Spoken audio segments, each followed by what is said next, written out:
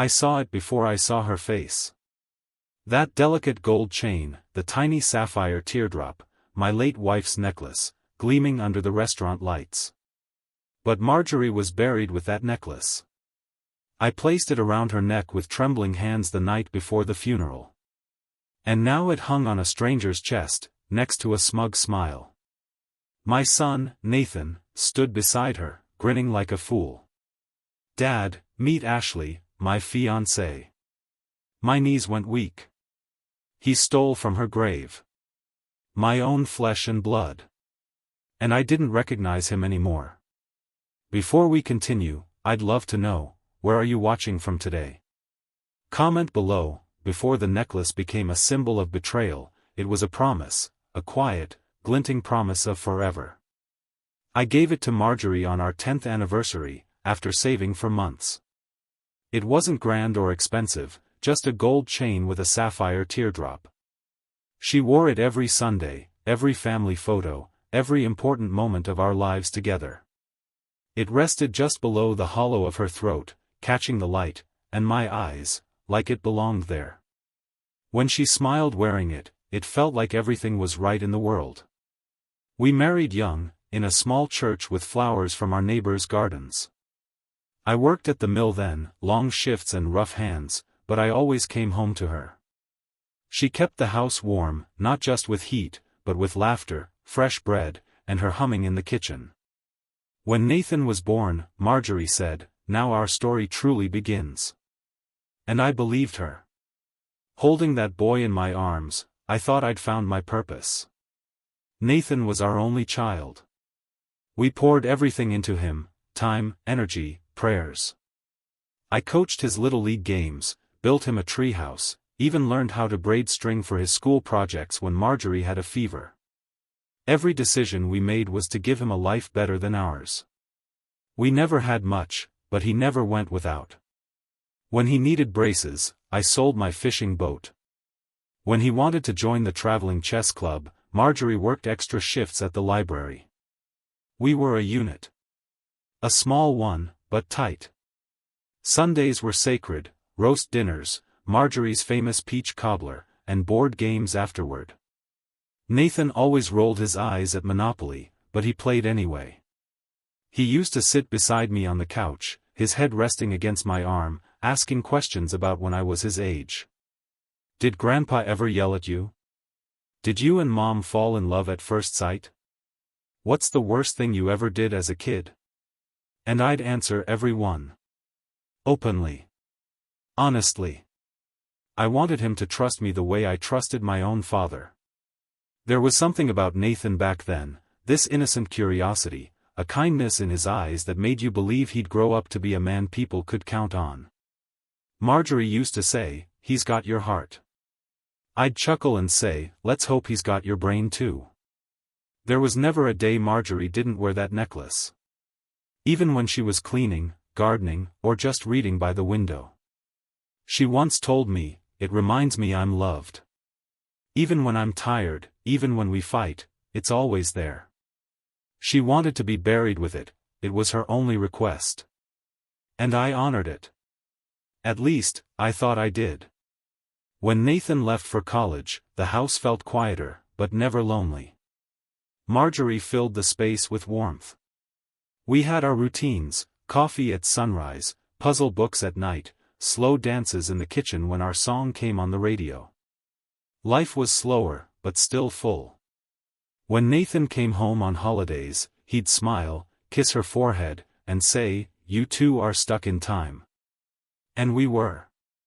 Stuck in a time that still believed in love, in duty, in keeping promises. But small things began to change. Nathan stopped calling as often. When he did, he seemed distracted. I figured it was just the pace of adult life, job, city, bills. Marjorie worried more than I did. "He sounds distant," she'd say, fingers gently touching her necklace, like it offered comfort. I'd shrug it off, say, "He'll come around. Kids do that. He'll miss us eventually." She passed 3 years ago. Cancer. Quick and cruel. One minute she was humming while folding laundry, the next she was in a hospital bed, tubes and beeping machines.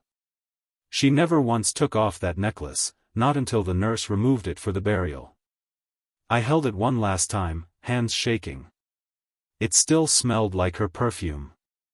I kissed it and tucked it inside the lace collar of her dress.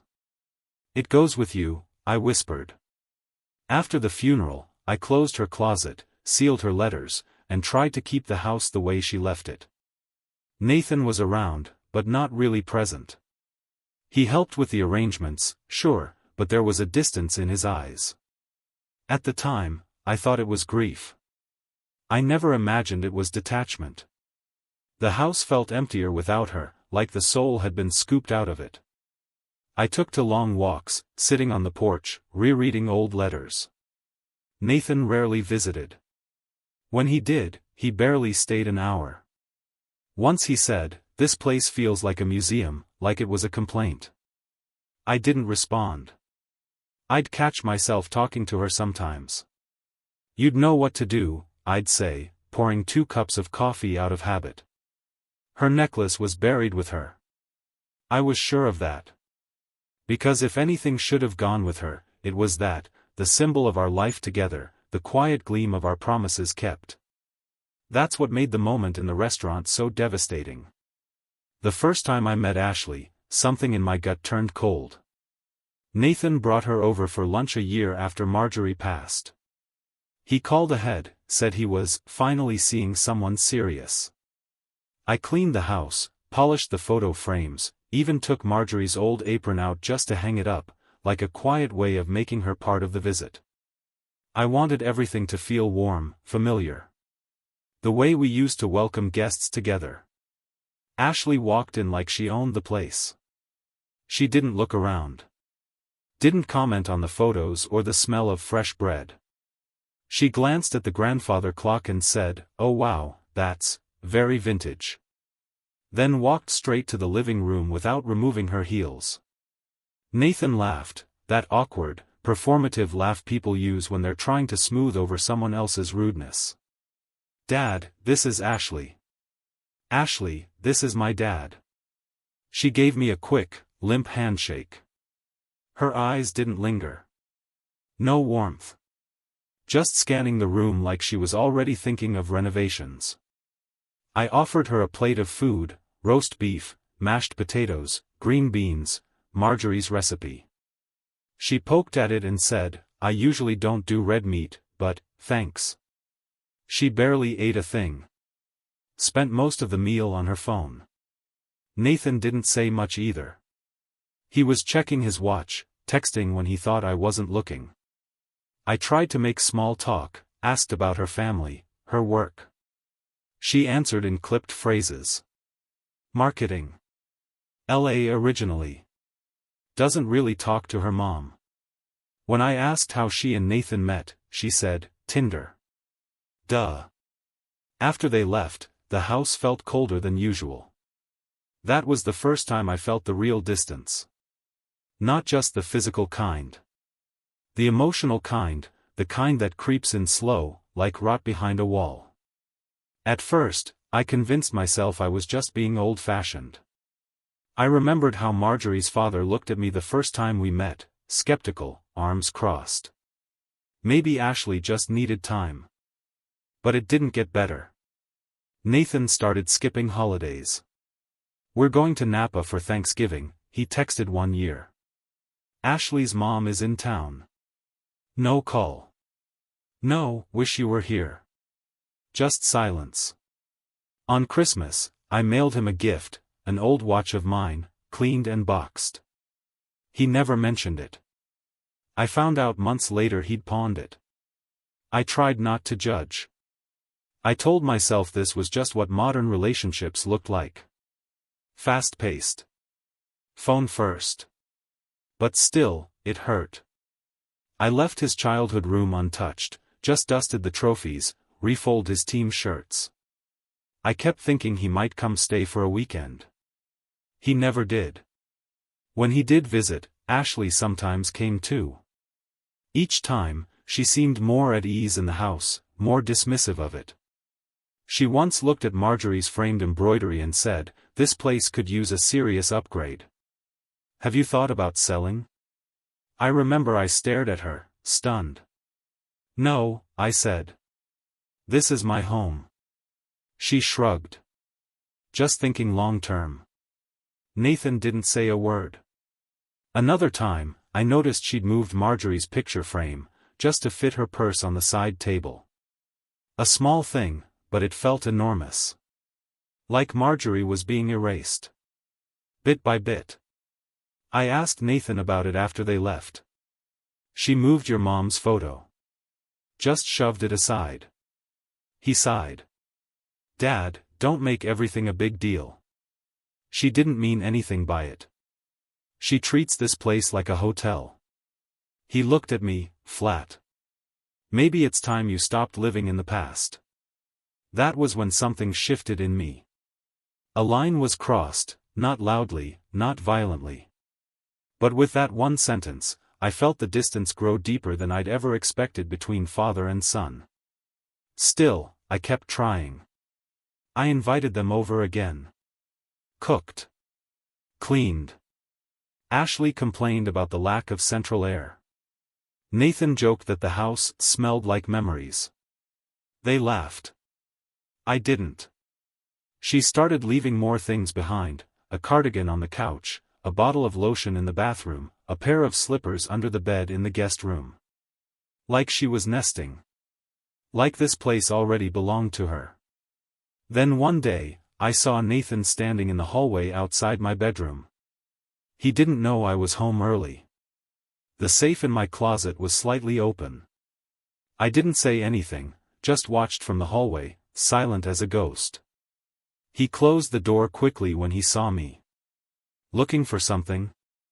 I asked, calm. He stammered. "No, just grabbing some old papers. Wanted to see if I left anything behind in the desk drawers." I nodded slowly. "Nothing there but memories."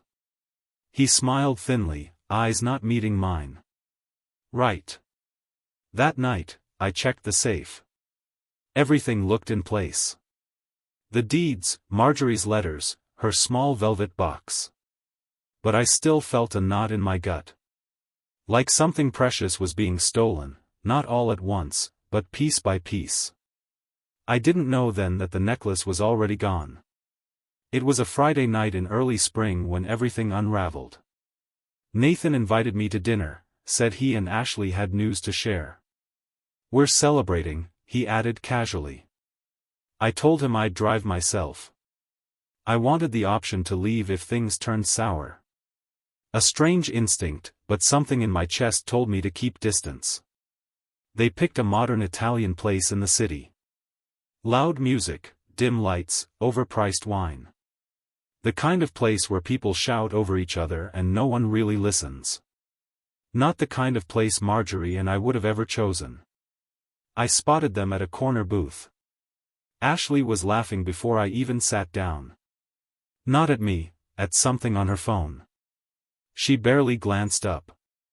Nathan stood, gave me a quick hug. "Glad you made it," he said. I noticed he didn't say, "Happy to see you." I sat. The waiter came. Nathan ordered wine without asking me what I wanted. Ashley waved a manicured hand toward me. "He'll have the Cabernet. He looks like a Cabernet guy." I smiled politely, even though I hadn't had wine since Marjorie's funeral. Then, she leaned forward, her fingers brushing the rim of her glass, and I saw it. The necklace. Marjorie's necklace. The delicate gold chain. The teardrop sapphire pendant. The tiny scratch on the clasp. I remember that scratch because I'd accidentally dropped it on the driveway once and felt like the worst husband alive. It was there. Hanging from Ashley's neck like it meant nothing. I stared at it so long that the room went quiet around me. My ears were ringing. My mouth went dry. Ashley noticed. She tilted her head and smiled. "Oh, this? Isn't it pretty? Nathan gave it to me last week. Said it belonged to his mom." I turned to him slowly. That necklace was supposed to be buried with your mother. Nathan's face froze. Then he laughed. Oh, come on, Dad. We didn't bury it. You were grieving. It was just sitting in the safe. I thought it'd be nice to pass it down. Pass it down? My voice cracked. That was her dying wish. Ashley blinked. She wanted to be buried with jewelry. She wanted that necklace with her. I tucked it in myself. It must have. I stopped. My heart pounded. My hands started to shake. Nathan raised a hand, trying to calm the tension. It's not that big of a deal. You probably forgot. It was a stressful time. No, I said firmly. I remember every detail of that morning. I held it. I placed it around her neck. Ashley looked uncomfortable now. Well, either way, it's a beautiful piece. And honestly, it'd be a waste to bury something this lovely. A waste. A waste. I stood. I didn't say a word. I just stared at the two of them. Ashley, suddenly silent. Nathan, arms crossed, defensive. That necklace wasn't just jewelry. It was the symbol of everything Marjorie and I built. It held memories, promises, years of laughter and tears. And now it was being paraded around like a fashion accessory by someone who didn't even know her middle name. I left. I drove home in silence. Windows down. The cool air couldn't stop the burning in my chest. I didn't cry. Not then. I was too stunned for tears. At home, I went straight to the safe. I opened the velvet box. Empty. That was when it hit me. Nathan had opened the safe. He'd taken it. Not by accident. Not because of confusion. But with full awareness. He remembered what that necklace meant. He watched me place it around her neck. He knew. And he took it anyway. The next morning, I sat in the kitchen and stared at Marjorie's photo. My coffee went cold. I couldn't stop thinking about how she trusted him. How she used to call him our little gentleman. How proud she was when he graduated, when he landed his first job, when he bought his first car. She would have been heartbroken. And I was humiliated. Because I'd raised this man. This man who took from the dead. Who took from her. Worse, I realized, this wasn't a one-time lapse. This was who he had become. At church that Sunday, I couldn't even meet the pastor's eyes. I sat in the back pew, fingers clenched together, waiting for peace that never came. A few folks asked about Nathan. I just smiled and said, he's busy. I stopped answering his texts. I didn't tell anyone what happened.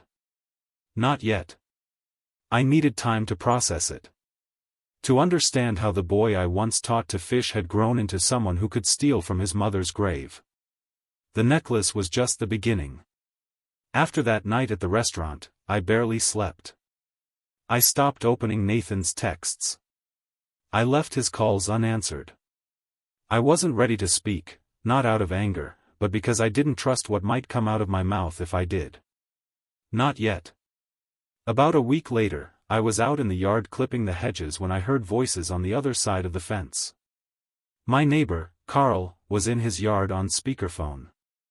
He was hard of hearing and never remembered to lower the volume.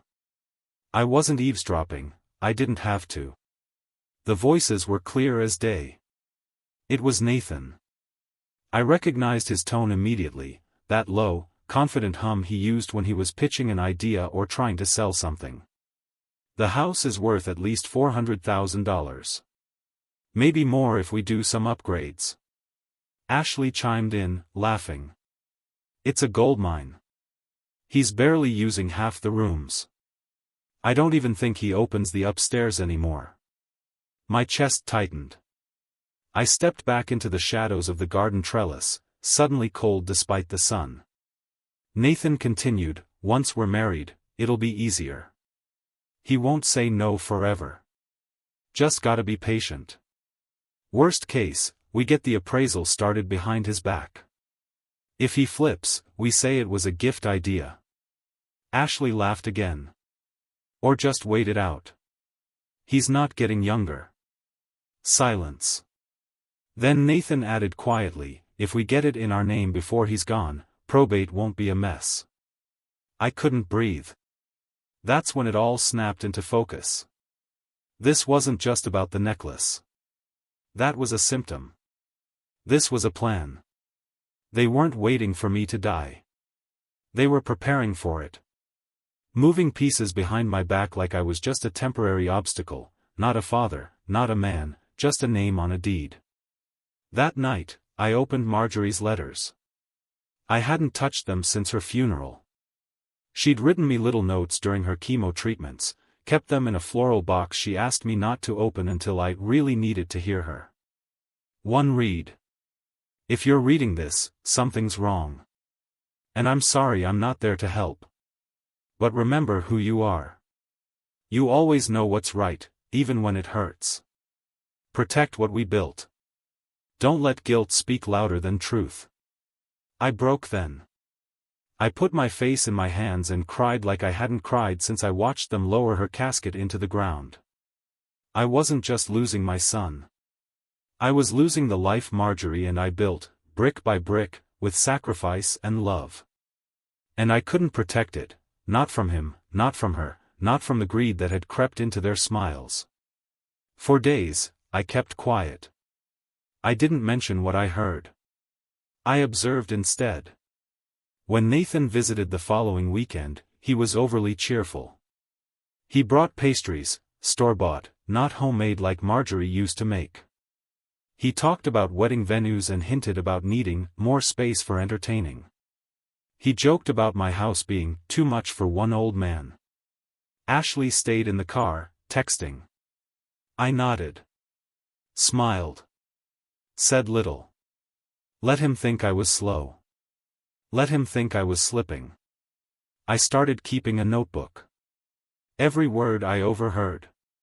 Every visit. Every odd comment.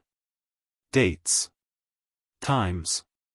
I even started recording audio when they visited, a trick I'd learned from a documentary about elder abuse. I didn't want revenge. I wanted proof. For me. For Marjorie. That same week, I visited the cemetery. It was the first time I'd gone since I learned about the necklace. I brought flowers. A lawn chair. And a flask. I sat beside her grave and spoke out loud. Marge. I failed you. I let him take that necklace. I thought I buried it with you, but I guess I buried my trust too. I don't know who he is anymore. And I don't know if I'm ready to let go. But I promise you, I won't let him erase you. Not like this. The wind stirred. Just a breeze. But I felt it, like she was there, telling me to stay strong. When I got home, I opened the safe again. Double-checked every document, every letter. I moved the will. Hid it in a hollowed-out copy of Moby Dick on my bookshelf. Nathan would never touch that book. I started considering legal options. I knew what I had to do. But before I took any steps, I needed one more thing. Clarity. Not just about Nathan's intentions, but about my own. Was I ready to cut my son out of my life? Out of our legacy? Out of her legacy? The man I raised was long gone. In his place stood someone I didn't recognize. Someone who wore charm like a mask and used my grief like leverage. And I was done letting that happen. Speech balloon. Have you ever felt betrayed by your own family? Let us know in the comments. I waited for the right moment to confront him. Not with rage. Not with accusations. I wanted to look him in the eye and give him a chance, one last chance, to come clean. To explain. Maybe even apologize. But deep down, I already knew he wouldn't. It was a Saturday afternoon when I asked Nathan to come over alone. No, Ashley. I told him I wanted to talk about the wedding, maybe help out with some expenses. I knew that would get him here fast. He arrived 15 minutes early, dressed sharp, smelling like cologne I didn't recognize. There was a time he smelled like sawdust and gasoline from helping me in the garage. That boy was gone. We sat in the living room, where the sun poured through the lace curtains Marjorie had sewn decades ago. I've been thinking about the house, I said, sipping coffee. What happens to it after I'm gone? Nathan perked up, alert like a dog hearing a bell. I want to ask you something, I continued. And I want you to answer me as honestly as you can. He leaned forward. Of course. Did you take the necklace from your mother's casket? Silence. He blinked. Sat back slowly. What? I didn't raise my voice. You heard me. I placed it around her neck. It was supposed to be buried with her. He didn't deny it. He didn't even act surprised. He just sighed. Dad, listen. I didn't want it to be wasted. It's just a piece of jewelry. Ashley loved it. I figured Mom would have wanted her to have it. My hands tightened around the mug. You figured? I said, slowly. He shrugged. You're overthinking this. It was sentimental, sure, but come on. It's not like she's using it. I stared at him. Really stared. Your mother wore that necklace every Sunday for 30 years, I said. She held on to it when she was sick. She made me promise to bury her with it. And you took it like it was nothing. His expression hardened. Why are we having this conversation? You're acting like I stole gold bars from a vault. Because it's not about gold, I said. It's about respect. About memory. About trust. He scoffed. You think I don't respect Mom? That's rich. I was there, wasn't I? I helped with everything. Helping with logistics isn't the same as honoring her, Nathan. He stood, shaking his head. You always do this. You make everything dramatic. You cling to the past like it's holy. It's just stuff, Dad. No, I said quietly. It's not. He sighed again and reached for his coat. You know what? I don't need this. I came here because you said you wanted to help. If not, just say so. He turned to leave. And then I said it. I heard you and Ashley talking about appraising the house. He stopped mid-step. I heard the part about waiting me out. About probate. About how this place is a goldmine. He turned slowly, his face carefully blank. So you're spying on me now? I was in my yard, I replied. You were on speaker. I didn't need to spy. You weren't hiding it. He looked away, then back at me with a small, fake laugh. You're twisting everything. We were just talking. Just planning. You're not getting the house, Nathan. His jaw tensed. Excuse me? You heard me. I've already started changing the paperwork. I've spoken to someone. You won't inherit it. His eyes flared for a split second. Then he laughed again, not a genuine laugh, but the cold kind people use when they think they're smarter than you. You're bluffing, he said. You'd never cut me out. You raised me, remember? All those stories about legacy and family? You're not that cold. I stood. Don't test what I'm capable of when it comes to protecting your mother's memory. There was a long silence between us. Then, without a word, he walked out. The door clicked shut like a period at the end of a sentence. I stood in the silence for a long time. My knees were trembling, but I didn't sit. Later that evening, my neighbor Carl came by. Brought over some fresh tomatoes from his garden. We sat on the porch in silence until he said, "He looked angry when he left." I nodded. "He was."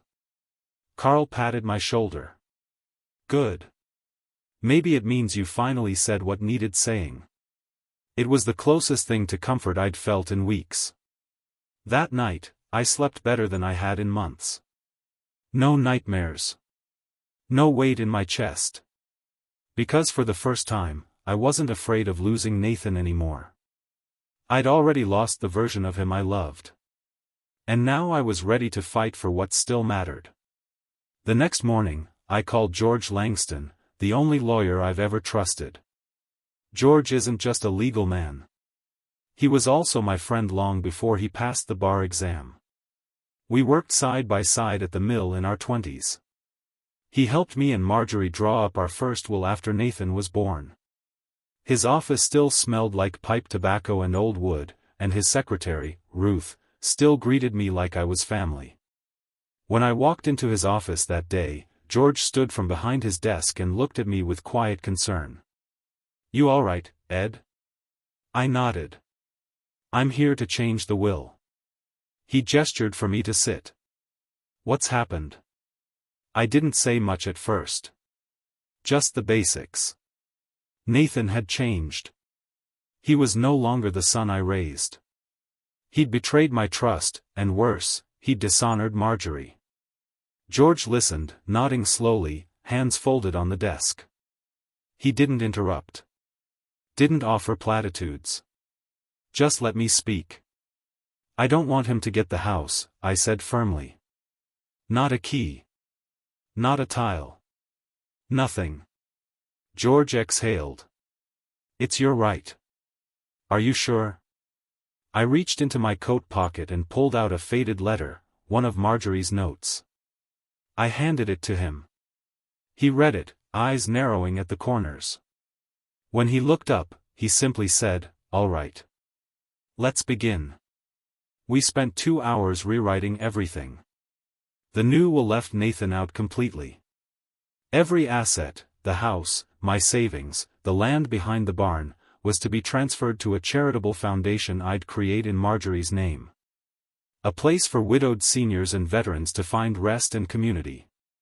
But the most important part wasn't just about exclusion. It was the clause. George called it a poison pill clause. If Nathan ever tried to contest the will, if he even filed a single motion to dispute its legitimacy, the entire estate would be donated to a hospice fund with zero distributions to family, not even a penny. "Are you sure you want to go this far?" George asked, adjusting his glasses. I looked him in the eye. "If he tries to take what isn't his, he gets nothing." "That's fair." He nodded. "I'll have the papers couriered to you by tomorrow for final signing. And I'll store the originals here, safest place for them." We shook hands, and I left his office with a strange mix of sorrow and clarity. When I got home, I stood in the hallway for a long while, staring at Marjorie's portrait. She was smiling in that photo, the one taken on our 40th anniversary. She wore a blue dress and the sapphire necklace. That necklace used to sparkle in sunlight, now it just haunts me. I whispered to the photo, "It's done. He won't get it." And for the first time in months, I felt something close to peace. Still, that night, I sat at the kitchen table and wrote Nathan a letter. I didn't send it. I needed to write it for me. "Nathan. You were my pride. My joy. I carried you on my shoulders before you could speak, and I would have carried your burdens too, all of them, if you'd let me. But somewhere along the way, you stopped seeing me as your father and started seeing me as a stepping stone. A key to something. A vault. You stole from your mother's grave. And you stood before me with a straight face and called it just a necklace. That necklace was her heart. You used to have one too. Maybe it's buried under all the pride, the greed, the cold ambition. I don't know anymore. But I won't reward what you've become. I won't let you inherit her memory just to repaint it in your own colors. I hope one day you look back and realize what mattered. But by then, this house will no longer be yours to dream about. It'll belong to people who understand love. Dad. I folded it and placed it in the same box where I kept Marjorie's letters. A box of truths, now. The next day, I signed the papers. Ruth, George's secretary, came to witness the signatures. She brought lemon bars, just like Marjorie used to. When I thanked her, she gave me a long look and said, "You're doing the right thing. You're not alone." That night, I went through the house room by room. I started cleaning out closets, opening drawers I hadn't touched in years. I found Nathan's childhood drawings, old report cards, a broken action figure he once cried over. I didn't throw them out. But I didn't keep them close either. I boxed them up, labeled the box history, and stored it in the attic. The past would always live here. But Nathan's place in the future? That was gone now. It happened 2 weeks after I signed the new will. I was out back pruning the roses, Marjorie's roses, when a white SUV pulled into the driveway. Nathan stepped out in a blazer, clipboard under his arm. Ashley followed, wearing oversized sunglasses and a smug little smirk that I'd come to expect. She didn't say hello. Nathan walked up like it was just another Tuesday. No call. No warning. "We brought someone with us," he said. "Someone?" I asked, lowering the pruning shears. A third person stepped out of the SUV. A man in a tucked-in polo shirt holding a leather folder and a tablet. "Mr. Gardner?" he asked cheerfully. "I'm Brad with Crescent Realty. Here to take a preliminary look at the property. Shouldn't take more than 15 minutes. I blinked. "Excuse me?" Ashley stepped forward. "It's just an evaluation. No commitment. We're exploring options." I turned to Nathan, heart pounding. "You brought a realtor to my house without asking me?" He held up a hand. "Calm down, Dad. It's not a big deal. Just gathering info. Ashley and I are thinking ahead, you know, planning for the future." I stared at him. "Planning my future without me?" "Don't be dramatic," Ashley said. "It's just a house." "It's not just a house," I snapped. "This is where I raised you. Where I buried your mother's dreams. Where I sat beside her when she died." Brad the realtor took a step back. I can come back another time." "No," I said firmly, never taking my eyes off Nathan. "You're not coming in. None of you are." Nathan's smile vanished. "Why are you being so difficult?" I stepped forward, quiet but deliberate. "You want to know why? Because you came here with a stranger to measure my life like it's a business transaction. You didn't ask. You didn't call. You just assumed it was yours to sell." He folded his arms. "Eventually it will be." "Not anymore," I said. Ashley rolled her eyes. "Here we go again." I turned to her. "You will never own this house. Neither of you will." Nathan laughed dryly. "You changed the will, didn't you?" I didn't answer. He scoffed. "You're being vindictive, Dad. Over a necklace? Over some words? Come on. Grow up." I stepped closer, my voice level but tight. "It's not just about the necklace. It's about who you've become. You walk around with your mother's memory hanging from your fiancé's neck, calling it just jewelry. You mock the home that raised you. You treat me like a dying inconvenience. And now you want my house before I'm even gone." Nathan shook his head. "This is insane. You'd rather give it to charity than your own son?" "Yes," I said. "Because charity doesn't steal from graves." Silence. Even Ashley looked stunned for a moment. Nathan's mouth opened, but nothing came out. Brad, the poor realtor, glanced at his watch and muttered, I'll wait in the car. They left soon after. Nathan didn't say goodbye. Ashley didn't meet my eyes. But I knew this wasn't the end. Something in the air had shifted. Like the final mask had slipped. I spent that evening gathering every document I owned, the new will, insurance papers, the deed, Marjorie's letters. I packed them in a fireproof case and locked it.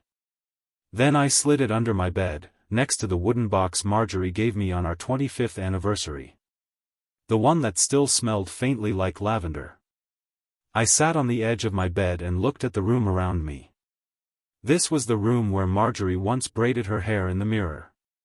Where she used to read me poetry late at night. Where she'd trace my hand in hers when sleep wouldn't come.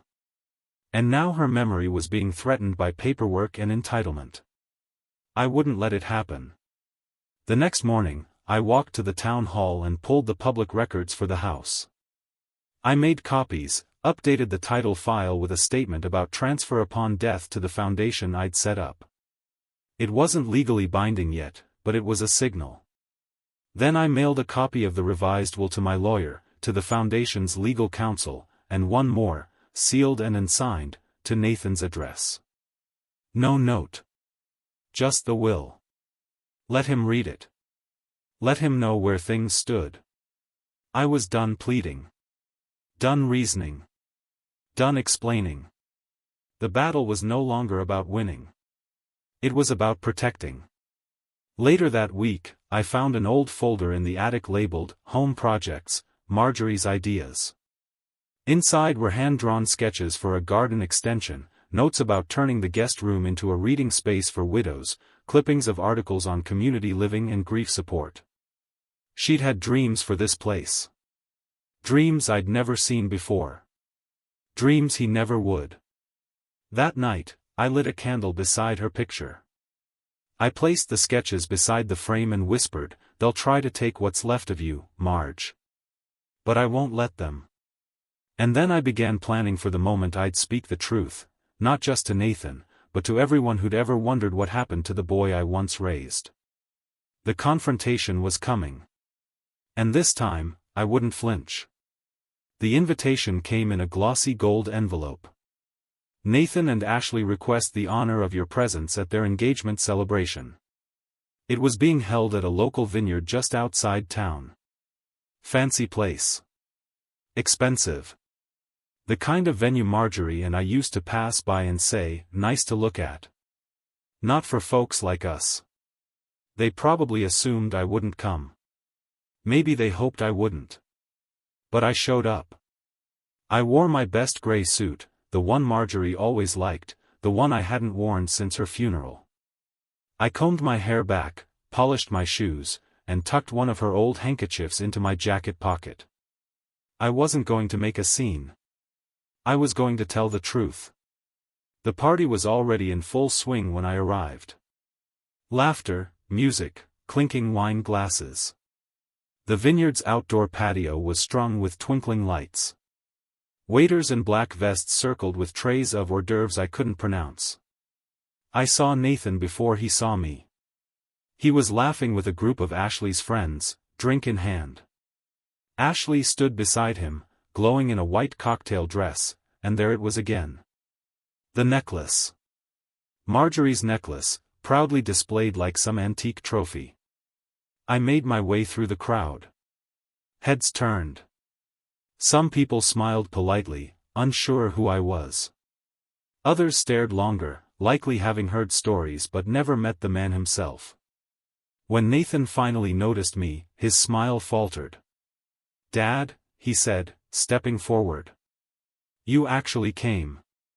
I nodded. "I did." Ashley gave a small, cold smile. "Glad you could make it. Want some wine? I won't be staying long." I turned and walked toward the front of the patio where a microphone stood on a small platform. I didn't ask for permission. I just took it. I tapped the mic once. The speaker squealed. People turned. Nathan's face went pale. "Good evening," I said. "I'm Edward Gardner.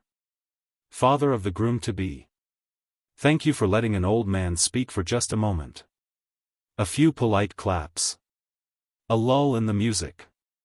I took a breath. There's something I need to say, not just to my son, but to all of you who think you know him. Ashley frowned. Nathan took a step forward, trying to interrupt. I raised a hand. I trusted my son with the most sacred memory I had, my late wife's necklace. The same one she wore for 30 years. The one she asked to be buried with.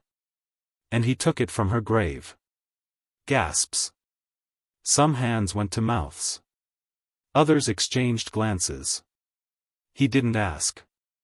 He didn't speak to me. He gave it to Ashley as if it was a trinket to be passed around. Ashley stiffened. Nathan's face burned red.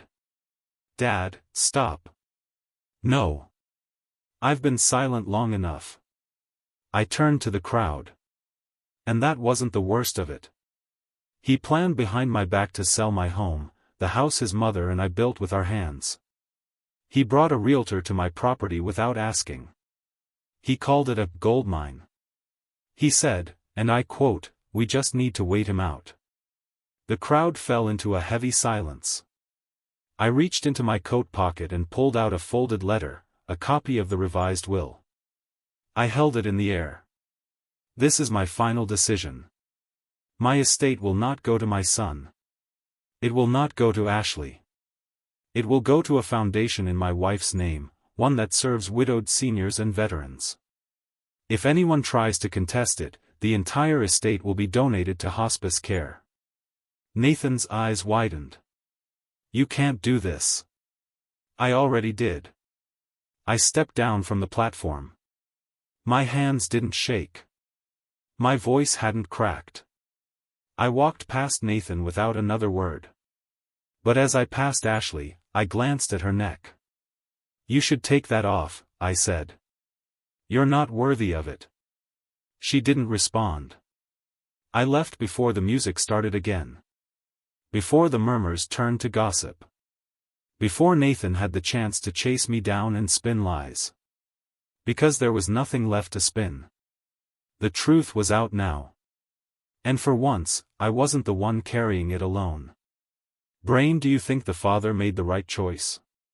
Comment and don't forget to like and subscribe for more true life stories. The house was painfully quiet when I returned. No music. No clinking glasses. No forced smiles. Just the old grandfather clock ticking in the corner and the distant creak of wood shifting in the walls, sounds I'd lived with for decades, sounds that now felt like company. I hung up my suit jacket, took off my shoes, and sat at the kitchen table. The same spot where Marjorie used to peel apples in the fall. Where we'd play Scrabble on rainy nights. Where Nathan used to sit cross-legged on the floor drawing dinosaurs on placemats. I waited for the guilt to come. It didn't. Instead, there was a stillness I hadn't felt in years, not since before the necklace, before the lies. Not since before Nathan became a stranger. I poured myself a glass of water and looked around the room. Nothing had changed. And yet, everything had. The town began to buzz the next day. Word travels fast when a family drama erupts in a public place, especially when the last name involved is one that's been in the community for over 50 years. At the grocery store, some folks avoided eye contact. Others gave me nods of quiet support. A few brave ones spoke up. Ed, I heard what happened. I just want to say, good for you. You did what a lot of folks wouldn't have the courage to do. Marjorie would be proud. And then there were the whispers. The women by the deli counter who leaned close and muttered, "Can you believe he said that in front of all those people?" Or, "Poor boy, must have felt humiliated." I didn't mind. Let them talk. I wasn't ashamed. Back at home, the silence deepened. Nathan didn't call. Didn't write. No apology. No explanation. Just radio silence, and honestly, I was grateful for it. For the first time in years, I had space to grieve Marjorie properly. Not in anger. Not in fear of her memory being twisted. Just in the raw, quiet way grief sometimes demands. I spent my mornings walking the property. The roses were in bloom again. She would have liked that. I trimmed them carefully, whispered to them like she used to. Don't bloom too fast. Enjoy the sun while you can. Some days, I'd take my lunch to the back porch and read her old garden journals. She wrote notes in the margins, little ideas, quotes, even sketches. One entry read, "If anything ever happens to me, promise me the house doesn't become hollow. Fill it with laughter. With life." It nearly broke me. But I read it again. And then I began thinking, maybe it was time to do something with this place. Not sell it. Not hide away in it. But share it. Honor it. Give it back the soul that had gone quiet. One afternoon, Carl came over from next door. He brought a peach pie and sat with me under the maple tree. "You did the hard thing," he said. I nodded. "I was there when you built this place," he added. "Every nail, every board. I watched you and Marjorie turn this house into a home. Don't let it sit empty." I looked at him. "You think it still has a future?" He smiled. "Only if you give it one." That night, I wrote down some ideas. Nothing grand. Just thoughts. Notes. Maybe a community space. A place for widowers to meet. A reading room for seniors. Marjorie's garden could become a healing space. It felt right. The pain was still there, yes, but now, it had somewhere to go. Then one quiet Thursday, the doorbell rang. I opened the door to find a teenage girl standing nervously on the porch. She had Nathan's eyes, but softer.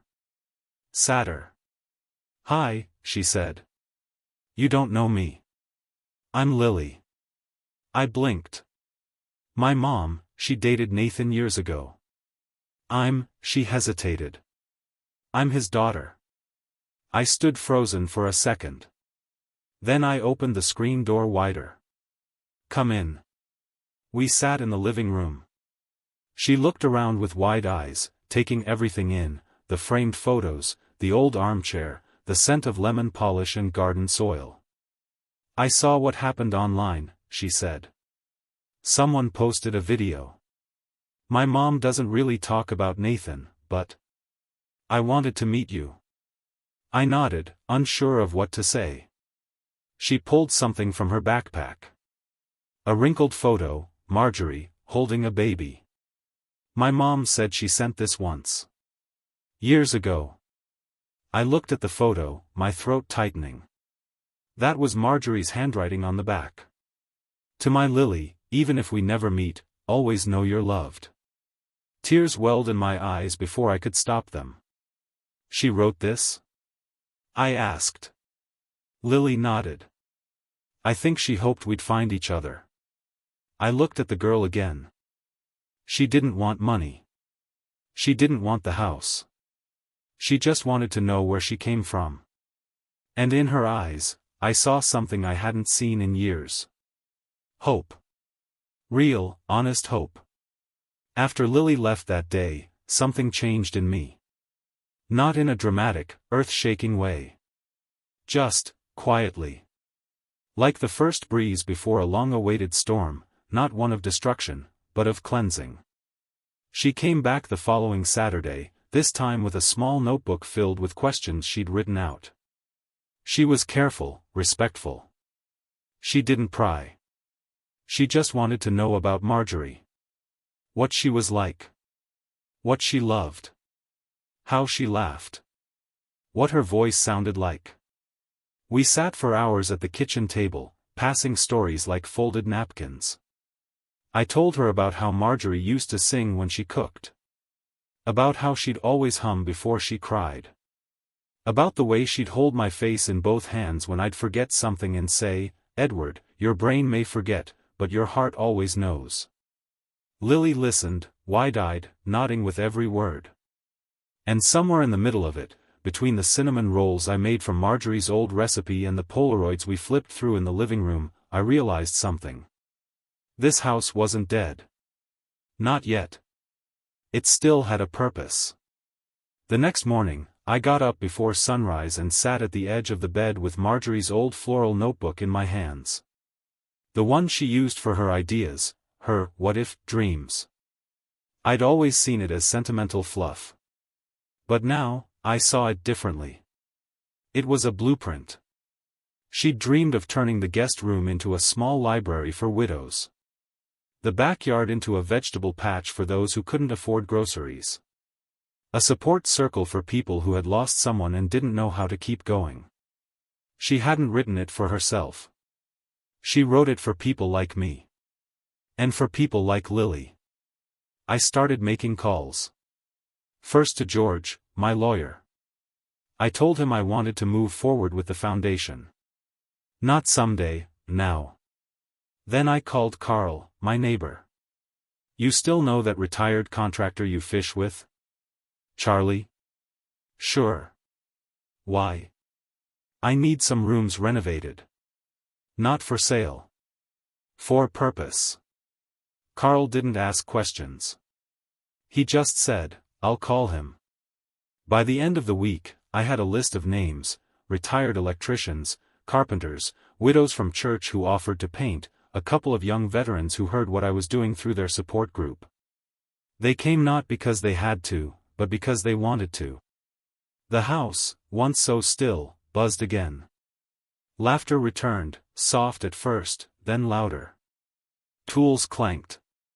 Paint splattered. The scent of sawdust mixed with fresh bread. People started bringing meals, stories, old photographs. One woman, Ellie, recently widowed, dropped off a box of Marjorie's books she'd borrowed over a decade ago. She said I could keep them, she whispered. But I think she knew I'd need to return them one day. We turned the den into a small reading room. Lily painted the walls pale yellow. The same shade Marjorie once used for our bedroom back in the 80s. I let her choose it without knowing, and when I told her, she smiled so wide I thought my heart might crack open. The garden was next. Charlie and a few others built raised beds, and Ellie planted the first rows of herbs. Basil, mint, rosemary, things Marjorie would have loved. We put up a small bench under the maple tree and carved a single word into it, "Still here." That summer, the house was alive again. People came not just to help, but to heal. Veterans, widows, lonely neighbors. We'd sit on the porch in the evenings, swapping stories. No one spoke in platitudes. No one offered quick fixes. We just listened. Sometimes that was enough. Lily kept coming. She helped catalog books, organize the pantry, even learned to bake Marjorie's peach cobbler with me. She never mentioned Nathan. I didn't bring him up either. We both seemed to understand there were some things better left to silence. One day, while sorting through Marjorie's old letters, Lily found a note I'd forgotten existed. It read, "If this house ever feels empty, open the doors. There are always people who need somewhere to rest. Love is louder than loneliness. Always." She read it aloud with a quiet awe. She was really something, she said. She still is, I replied. That night, I sat on the back porch alone. The stars were out. The house glowed behind me with warm light and gentle voices. I closed my eyes and pictured Marjorie walking through the garden, hands in her apron, humming that little tune she always did when she was at peace. I whispered into the night, "You were right, love. This house isn't hollow." And for the first time in a long time, I believed it. The house no longer echoed with silence. Instead, it pulsed with life, gentle, steady, and real. The kind of life you can't buy or fake or inherit. The kind you build, slowly, over tea and shared stories and hands that ask nothing in return. It started small. Ellie came every Thursday with her late husband's tools in a canvas bag. She'd fix squeaky hinges and loose tiles, humming as she worked. She told me once, "Helping here makes me feel like I'm not just waiting for the days to pass." Then there was Roberto, a veteran who'd lost his wife 3 years ago. He started a weekly game night in the newly painted den. Dominoes, checkers, the occasional poker match with chips but no money. Just laughter and old-timer competitiveness. Others followed, some shy, some lonely, all looking for something they couldn't quite name. A reason to get out of bed. A reason to come home to something, even if it wasn't theirs by blood. It became clear to me, this was family. Not in the way people think, not DNA, not last names. But in the way people show up for each other. In the way they remember your coffee order or save you the corner slice of pie because they know it's your favorite. Even the old mailbox out front felt different. Fuller. Handwritten notes. Thank you cards. A kid from up the road left a drawing of the house with the caption, "The place where smiles live." I taped it to the fridge. I didn't realize it at the time, but I was healing. Not from some sudden wound, but from a long, quiet unraveling that had started when Marjorie got sick. When Nathan grew distant. When I stopped expecting joy. But now, joy had returned. In flour-dusted counters. In chairs scraped back from tables after long meals. In the way the screen door creaked when Lily came running in with a fresh idea for the next community project. She'd started calling me Grandpa Ed.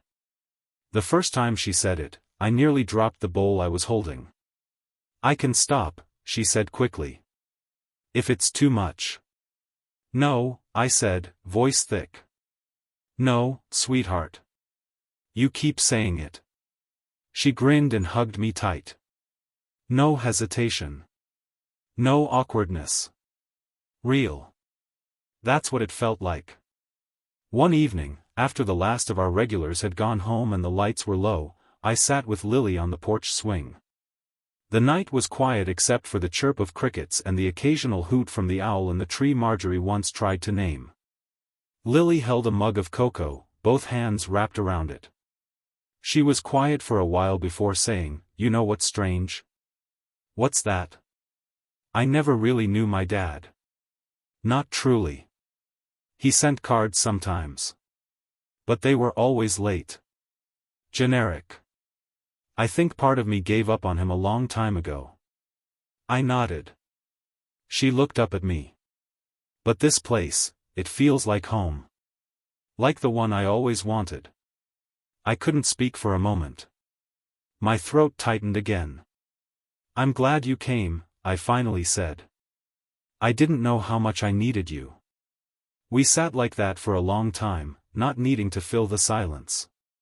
Inside the house, the photo wall had started to change. I'd added new pictures, not to replace the old ones, but to expand the story. Marjorie's smile still stood at the center. Nathan's childhood photo remained. But now there were others. Ellie laughing with a hammer in hand. Roberto teaching a boy from the neighborhood how to shuffle cards. Lily planting herbs in the garden with dirt on her nose. No blood. But so much love. One day, I saw a car slow down in front of the house. A black SUV. The same one Nathan drove. It didn't stop. Just lingered. And then drove on. He hadn't called. Not since the engagement party. No emails. No letters. No apology. And I was okay with that. I didn't hate him. I just didn't trust him anymore. And that's the thing about real family, it's not just about who you're born to. It's about who shows up. Who stays. Who listens. This house was now full of people who did all three. They mended chairs and hearts alike. They told jokes in the kitchen while stirring soup. They came without taking. They stayed without asking for more than space and kindness. It wasn't perfect. But it was real. And when I passed Marjorie's photo each night on my way to bed, I'd touch the edge of the frame and whisper, "It's working. You were right, love. We had more family out there. We just hadn't met them yet." It was a Tuesday afternoon. Quiet, overcast, with the kind of breeze that hinted at fall even though the calendar still said August. I was in the back garden, trimming the rosemary bush, when I heard the gate creak open. It wasn't one of the regulars, no familiar voices, no calls of "Need a hand, Ed?" Just footsteps. Hesitant. Slow. I stood up, wiped my hands on my apron, and walked around the corner of the house. There he was. Nathan.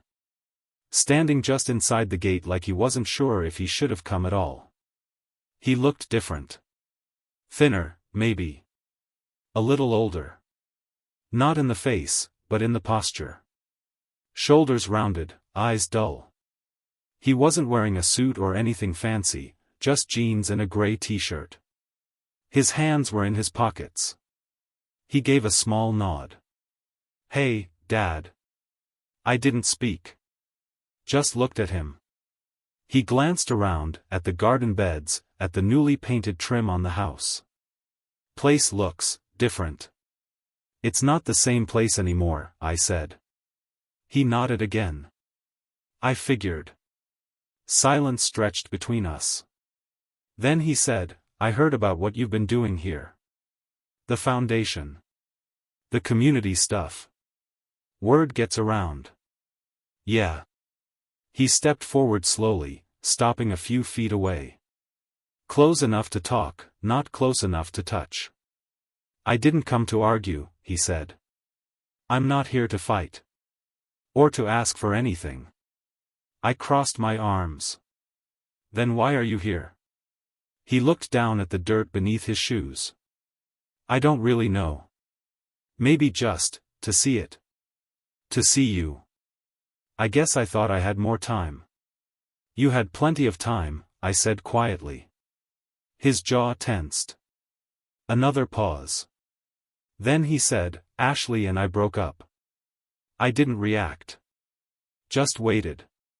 She didn't like the attention after the party. Said I humiliated her. Told me I let you walk all over us. "And did you?" He looked at me, eyes suddenly red. "I don't know. I used to think I was doing what made sense. Planning for the future. Taking control. But now, I don't know what I was doing." I exhaled slowly. "You weren't planning for a future.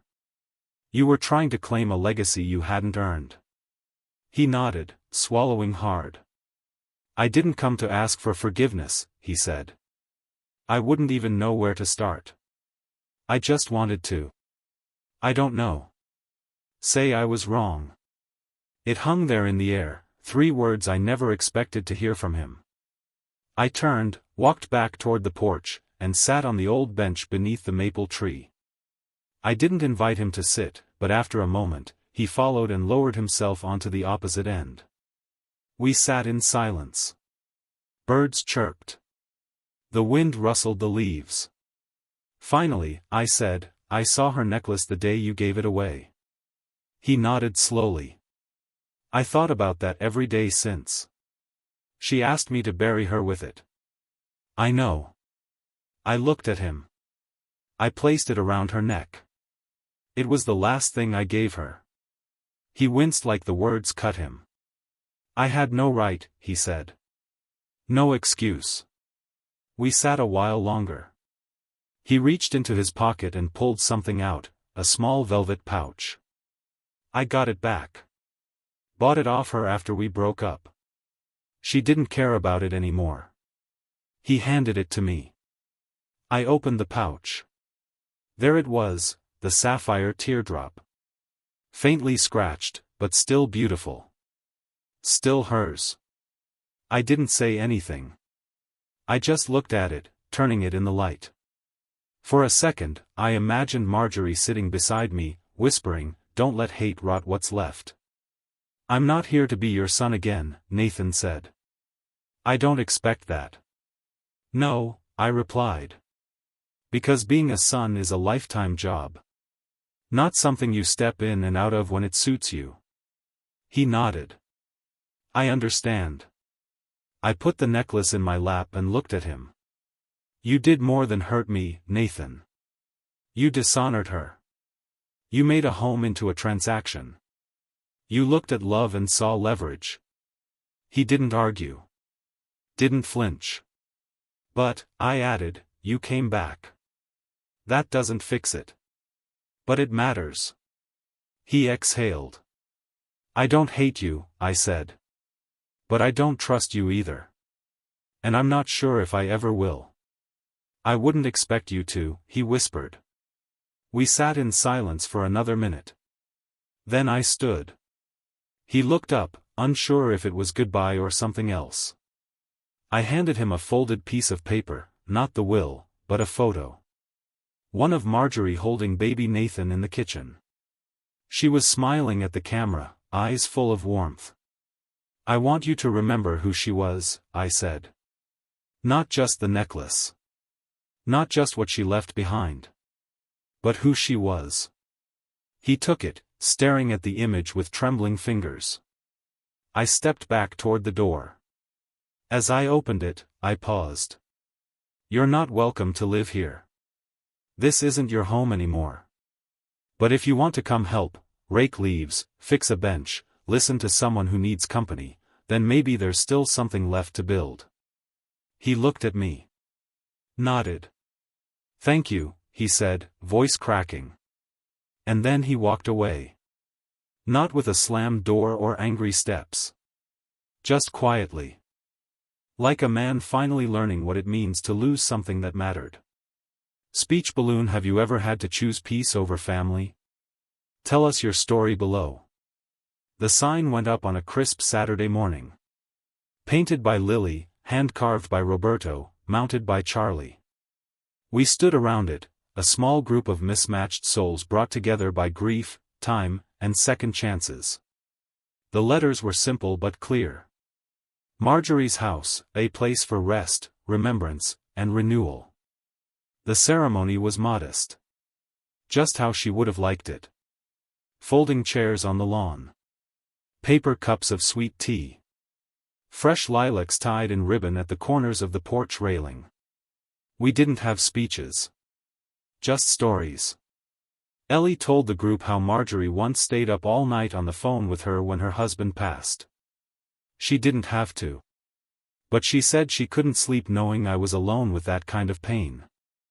Carl talked about the time she organized a surprise birthday picnic for me under this very maple tree, even though it rained and ruined the cake. Lily read one of Marjorie's old poems. She found it tucked in the back of a gardening journal. Roots are patient, leaves are bold. Time takes youth, but not the soul. Water it gently, give it some sun. The heart will bloom when grief is done. There wasn't a dry eye in the yard.